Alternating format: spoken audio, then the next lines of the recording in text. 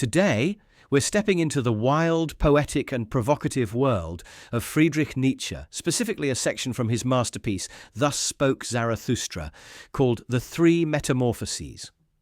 This is one of those texts that feels like a lightning bolt. It's vivid, it's strange, and it's packed with meaning. So let's unpack it together, as if we're sitting around a fire, sharing stories about what it means to be human. Nietzsche's Thus Spoke Zarathustra is a book that defies easy categorization. It's not quite philosophy, not quite poetry, not quite fiction, but somehow all of those things at once. It's written in a mythic, almost biblical style, following the character Zarathustra, a prophet-like figure who descends from his mountain solitude to share wisdom with humanity. And in the Three Metamorphoses, one of the opening sections, Nietzsche gives us a kind of roadmap for the evolution of the human spirit. It's a story about transformation, about how we grow, struggle, and create meaning in a world that doesn't hand us any answers. So, what are these three metamorphoses? Nietzsche describes the spirit undergoing three stages: the camel, the lion, and the child. Each stage represents a way of being, a way of confronting life's challenges, and together they form a kind of allegory for personal growth. Let's start with the camel, because that's where the journey begins. Imagine a camel trudging through the desert, carrying a heavy load on its back. This is the spirit in its first stage. The camel is all about duty, endurance, and bearing burdens. It says yes to the weight of the world, tradition, morality, rules, expectations. It's the part of us that takes on responsibilities, that follows the path laid out by society, by religion, by family. Think about when you were young, maybe in school, soaking up what you were taught. Work hard, follow the rules, respect authority. That's the camel. It's not weak, far from it. The camel is strong, capable of carrying immense weight, but it's also obedient. It doesn't question the load, it just carries it. Now, this might sound like a noble way to live, and in some ways it is. The camel gets things done. It builds civilizations, keeps families fed, makes the world go round. But Nietzsche sees a problem here. The camel is weighed down, not just by external duties, but by internal ones too. Guilt, shame, the need to be good, according to someone else's definition. It's a life of submission, and for Nietzsche, that's not enough. The camel can't stay a camel forever, because it risks losing itself under all that weight. That's where the second metamorphosis comes in: the lion. The camel has to transform, and it does so in the desert, in what Nietzsche calls the loneliest desert. This is a place of solitude, of breaking away from the crowd. The lion is the spirit that says no. It's fierce, rebellious, ready to tear down the structures the camel so dutifully carried. The lion doesn't just bear the weight of tradition. It roars against it. It fights for freedom, for the right to create its own values. Think about those moments in life when you've said, enough is enough. Maybe it was standing up to a toxic boss, rejecting a belief system that no longer made sense, or walking away from a relationship that was stifling you. That's the lion in you. It's the part that refuses to bow down, that demands to define itself. Nietzsche describes the lion battling a great dragon called Thou Shalt. This dragon represents all the external rules and moralities that tell us what we should do. The lion's job is to slay that dragon, to clear the way for something new. But here's the catch.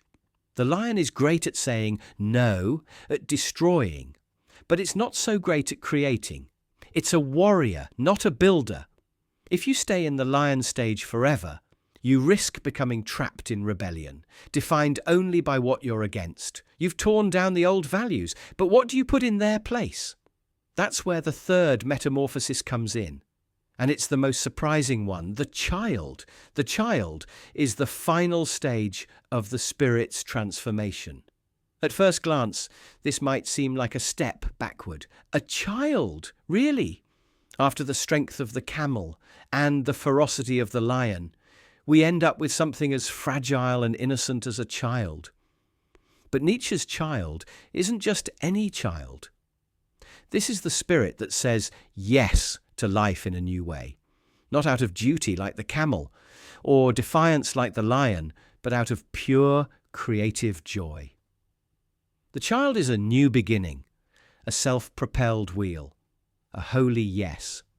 It creates its own values, not because it has to, but because it wants to. It's playful, curious, open to the world. Think about a child building a sandcastle on the beach. They're not doing it to impress anyone or to follow rules. They're doing it because it's fun, because it's an expression of who they are. That's the spirit of the child in Nietzsche's vision. It's the artist, the dreamer, the person who finds meaning in life by creating it, not by following someone else's script. Now, let's pause for a second and think about what this means for us. The three metamorphoses aren't just abstract ideas. They're stages we all go through, or at least have the potential to go through. Most of us start as camels, carrying the weight of what we're told to believe, what we're told to value. Society needs camels. It's how we learn, how we function together. But at some point, you might feel that weight becoming too much. You start to question, why am I doing this? Who decided this is what matters? That's when the lion starts to stir. You push back, you rebel, you carve out your own space. And if you're lucky, if you keep going, you might reach the child stage. Not childish, but childlike. You start living in a way that's true to you, creating your own path, your own meaning. But here's where Nietzsche gets tricky, and honestly, a little unsettling. He's not saying everyone should become a child. The journey through these stages is hard, and not everyone makes it. Some people stay camels their whole lives, dutifully carrying the load. Others get stuck as lions, always fighting, always angry, never building anything new. And even the child stage isn't a guarantee of happiness. It's just a different way of being, one that's free, but also vulnerable. Nietzsche doesn't give us a neat, happy ending. He's not that kind of philosopher. He's asking us to wrestle with the question, what kind of life do you want to live? One of duty, one of rebellion, or one of creation?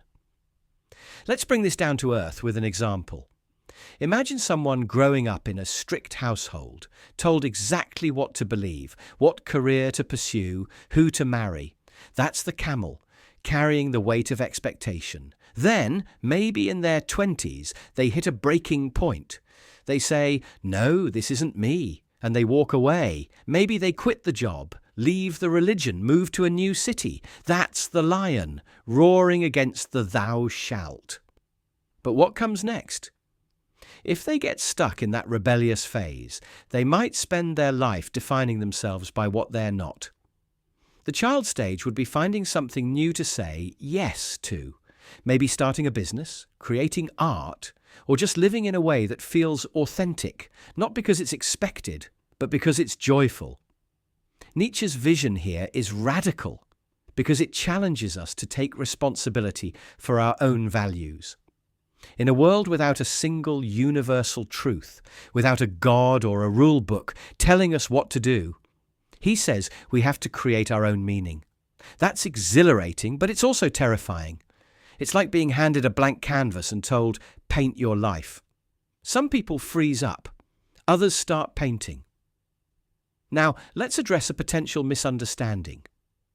Nietzsche isn't saying we should all become selfish, or that we should ignore others and just do whatever we want.